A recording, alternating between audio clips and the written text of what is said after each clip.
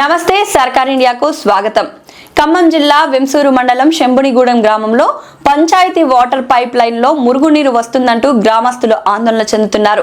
గత 20 రోజులుగా ఇదే విధంగా మురుగునీరు వస్తుందని, తద్వారా జ్వరాలు, దురద లాంటి వాటితో అనారోగ్యాల పాలవుతున్నామని గ్రామస్తులు ఆవేదన చెందుతున్నారు. మా ఆవేదనలను పంచాయతీ సెక్రటరీ దృష్టికి ఎన్ని దఫాలుగా తీసుకెళ్లినా కనీస స్పందన కనిపించడం లేదని గ్రామస్తులు ఆగ్రహం వ్యక్తం చేస్తున్నారు. అధిక వర్షాలు పడుతున్న నేపథ్యంలో మంచినీటి పైప్ లైన్ మరమ్మతులు చేయకపోవడంతో మురుగునీరు వస్తుందని, కుటుంబంలో పసిపిల్లలు, బాలింతలు అనారోగ్యాల పాలవుతున్నారని మహిళలు ఆగ్రహం వ్యక్తం చేస్తున్నారు. ఈ నేపథ్యంలో శంభునిగూడెం గ్రామస్తులు చాకంటి వెంకన్నతో సర్కార్ India senior journalist Peddavarapu Satyanarayana face to face. నమస్తే. ఈ రోజు మనం వెంసూరు మండలం చెంబుడిగూడెం గ్రామంలో ఉన్నాం. పైప్ లైన్ పగిలి దాదాపుగా 2 నెలలు అవుతున్న సందర్భంలో మరి దీన్ని బాగు చేయించడం అనేది చేశాం. మరి తర్వాత కొంత డ్యామేజ్ ఉంది, దాన్ని మళ్ళీ పరిష్కరిస్తాం అనే విషయాన్ని చెప్పడం జరుగుతున్న నేపథ్యంలో మరి దాన్ని పరిష్కరించే పరిస్థితి కనిపించని పరిస్థితిలో సర్కార్ ఇండియా దృష్టికి మరి గ్రామస్తులు రావడం జరిగింది. అసలు ఏంటో తెలుసుకునే ప్రయత్నం చేద్దాం. సార్ చెప్పండి, అసలు ఎన్ని రోజులుగా మీరు ఈ నీళ్ళ సమస్యని అనుభవిస్తున్నారంటే ఏం చెప్తారు? 15 రోజులు పైన పగిలిపోయి దీన్ని ఏపించామన్నారు కానీ మళ్ళీ లీకేజ్ అవుతుంది. ఇక్కడ మన కుక్క చచ్చిపోయింది, అది దీంట్లో పడిపోయింది.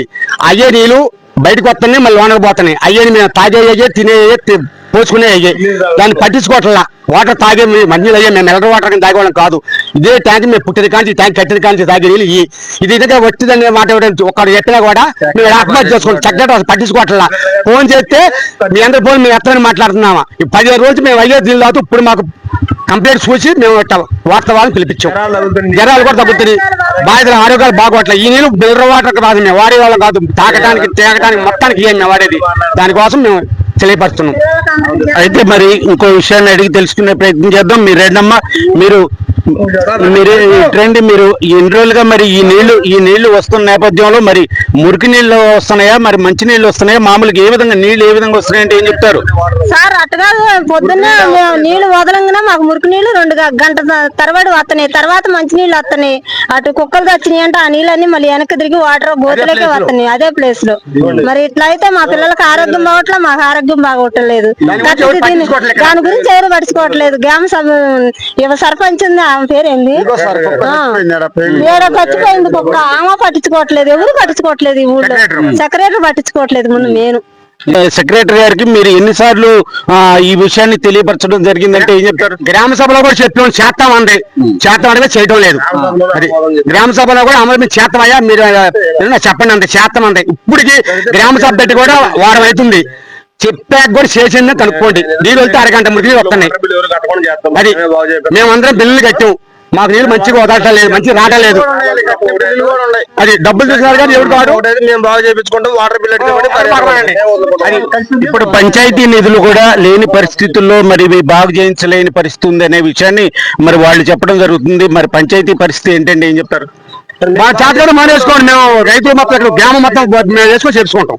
ఇది వాటర్ ట్యాంక్ వాళ్ళ సమాజం రీల్ బిల్ లేకుండా మేము నడుపుకుంటాం. దీన్ని మా గ్రామం మీద నడుపుకుంటాం.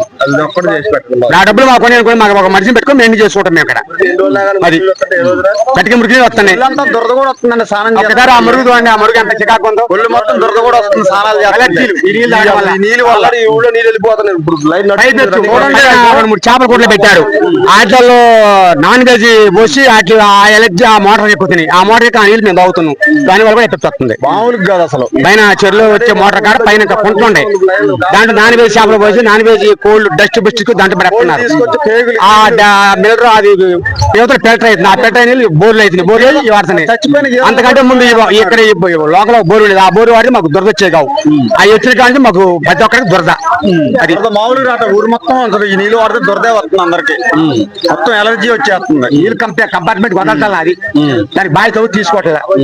అది ఇదే పరిస్థితి ప్రతి ఒక్కళ్ళు కూడా. మరి గత 15-20 రోజులుగా ఇదే పరిస్థితి ఉంది. మరి మురికి నీళ్లు వస్తున్నాయి. మరి ఇక్కడ ఈ ప్రాంతంలో మరి కుక్కలు లాంటి పశువులు కూడా చనిపోయిన పరిస్థితులు ఉన్నాయి. వాటిని విషయంలో స్పందించిన వాళ్ళు లేరు. మరి సెక్రటరీకి మేము ఎన్నిసార్లు మరి తెలియచేసినా దాని గురించి సెక్రటరీ అసలు ఎటువంటి స్పందన కనిపించట్లేదు. మరి ఈ పరిస్థితుల్లో గ్రామస్తులందరూ ఒక చోటకు వచ్చి వారి ఆవేదనని తెలియజేయడం జరుగుతుంది. మంచినీటి సమస్యను పరిష్కారం చేయాలనే విషయాన్ని ఎక్కువగా చెప్తున్నారు. ఈ మంచినీటి సమస్య ఈ విధంగా ఉండడం ద్వారా మలేరియా, టైఫాయిడ్, మరి విష జ్వరాలు కూడా వచ్చే అవకాశం ఉన్న నేపథ్యంలో మరి పంచాయతీ సెక్రటరీ మీదనే ఎక్కువగా పంచాయతీ సెక్రటరీ స్పందించట్లేదనే విషయాన్ని స్పష్టంగా చెప్పడం జరుగుతుంది. ఈ పరిస్థితుల్లో మరి ఈ వాటర్ తాగి వీళ్ళ పరిస్థితి ఏంటనేది మరి ప్రభుత్వం ఆలోచించవలసిన అవసరం ఉంది, అధికారులు ఆలోచించవలసిన అవసరం ఉంది.